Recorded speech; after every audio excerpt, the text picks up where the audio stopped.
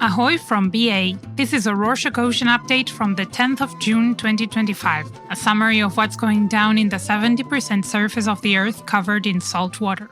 On Monday the 9th, Israeli forces seized the UK-flagged aid boat Madeleine in international waters as it attempted to break the Gaza blockade, towing it to Ashdod port. The vessel started its mission on Monday the 1st from Catania, Italy, and carried 12 activists, including Swedish climate activist Greta Thunberg, Franco-Palestinian MEP Rima Hassan, and journalist Omar Fayyad, who now face deportation hearings. The crew had aimed to deliver symbolic humanitarian aid, baby formula, medicines, and some food amid Gaza's deepening famine and siege. Activists lost contact after Israeli troops took control early Monday. Israel's foreign ministry mocked the mission, calling it a, quote, selfie yacht, unquote, and shared images of soldiers offering food to detainees. Human rights groups, including Adalah and the UN's Special Rapporteur, condemned the seizure as illegal under international law. Many argue the operation also violated the International Court of Justice's ruling for unrestricted aid access.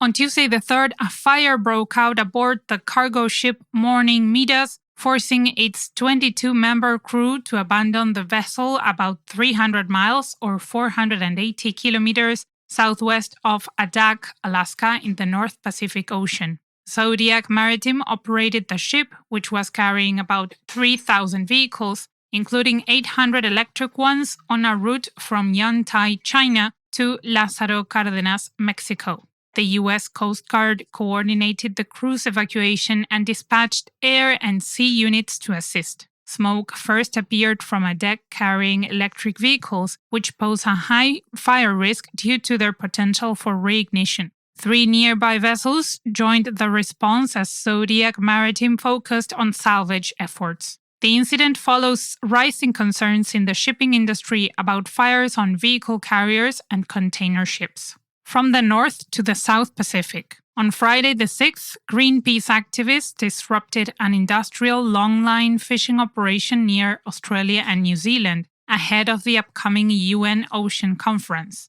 From aboard the Rainbow Warrior, the team seized nearly 12 miles or 20 kilometers of fishing gear and freed 9 sharks, including an endangered longfin mako.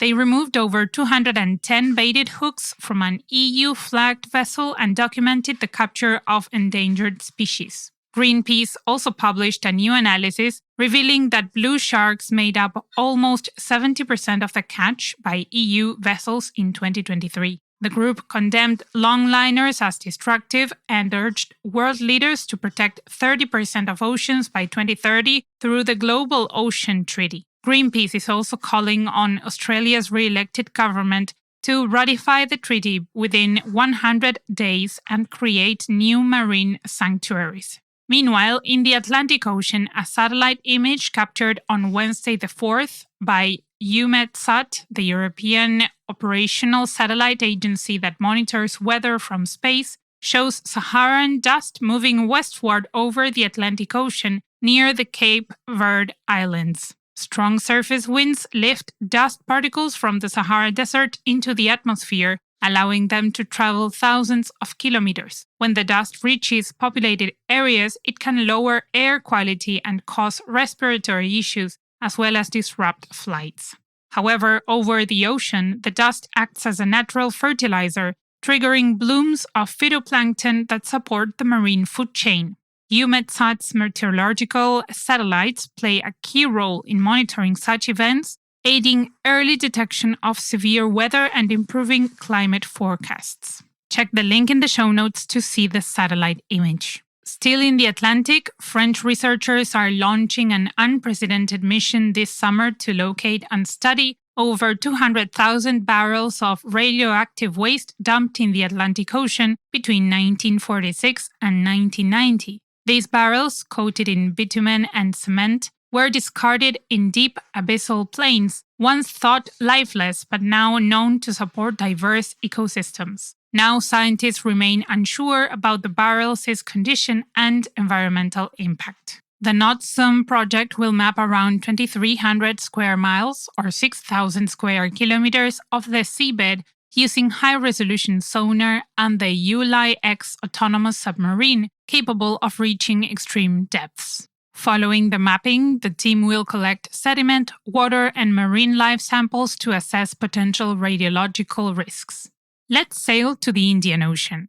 From Sunday the 1st until Tuesday the 3rd, the European Union Naval Force, or UNAV-4, and the Indian Navy conducted a milestone joint naval exercise which aimed to strengthen maritime security and collaboration between the two navies. It featured a simulated piracy attack scenario to test coordination in intelligence sharing, monitoring, and hostage rescue. The Italian vessel Antonio Marceglia, the Spanish frigate Reina Sofia, and the Indian frigate Trikhand, all supported by aircraft and helicopters, participated in the exercise. It marked the first joint complex at-sea operation between India and UNAV-4's naval military operation Atalanta, highlighting the deepening maritime partnership between the EU and India. In other news, on Thursday the 5th, Egypt celebrated 50 years since reopening the Suez Canal, aiming to boost traffic, and after Houthi attacks in 2023 to 2024 drove vessels away. To attract shipping, Egypt offered a 15% discount for large container ships over 90 days and held talks with major carriers who showed interest in restoring routes. Despite no merchant ship attacks in 2025, many carriers remain cautious and limit Red Sea transits until security improves. EU naval forces have been intercepting threats since February 2024. The EU extended its mission through February 2026 to maintain maritime security in the region. In news from another canal, on Thursday the 5th, US Marines arrived in Panama to begin joint military exercises aimed at protecting the Panama Canal. The drills are part of an April 2025 bilateral agreement which allows US troops to deploy with Panama's consent while prohibiting permanent bases. President Donald Trump pushed for the deal, saying China wields too much influence over the canal, an allegation Panama and China deny. The canal handles 40% of US container traffic and 5% of global trade. Despite reassurances from Panamanian leaders that the agreement respects the Constitution, unions and civic groups protested, fearing a covert return of US military presence.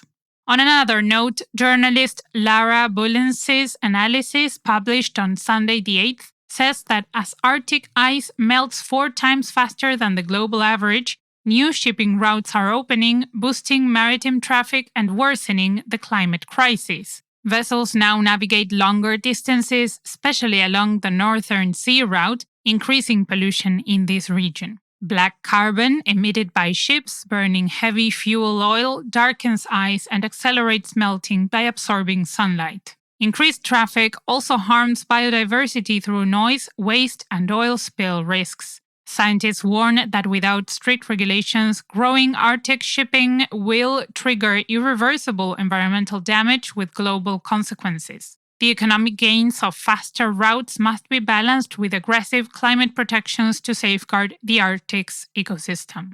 From one pole to the other, as Antarctic sea ice continues to retreat, an increasing number of ships now access previously unreachable waters, dropping anchors that harm delicate seafloor ecosystems. Marine scientists captured the first underwater videos showing crushed sponge colonies, disturbed sediments, and anchor chain grooves near the Antarctic Peninsula and South Georgia Island.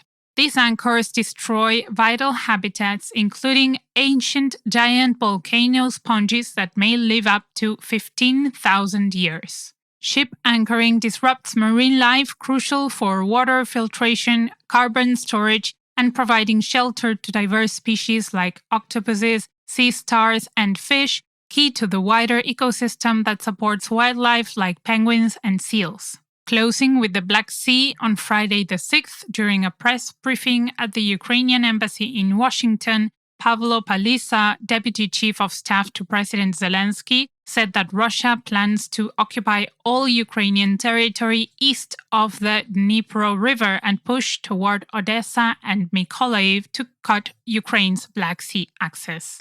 Moscow plans to capture the Donetsk and Luhansk regions by autumn and establish a buffer zone along Ukraine's northern border. Despite peace talks, Russia demands that Ukraine recognize its annexations and a ban on Ukraine's NATO membership. Ukraine rejects these terms, calling instead for prisoner exchanges and a Western-backed ceasefire.